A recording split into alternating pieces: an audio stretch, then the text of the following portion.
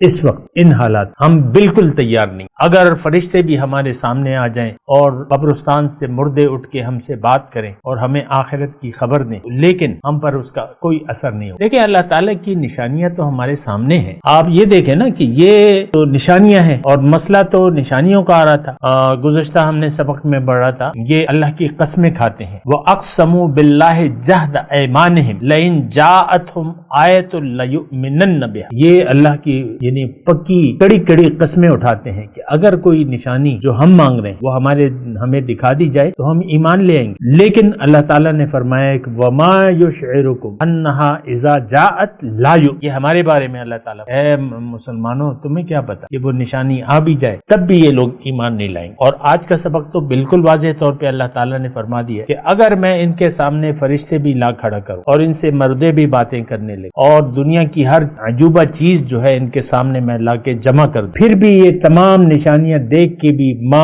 کانوا لیؤمنوا. بہت بڑی بات ہے سامنے کرام ہمارے بارے میں جو کہی جائے، اور یہ ہم ہے سامنے کرام. کسی اور کو نہ سمجھیں، کسی اور کی طرف اشارہ نہ کریں. ہم ایمان لانے کے لیے تیار نہیں ہیں.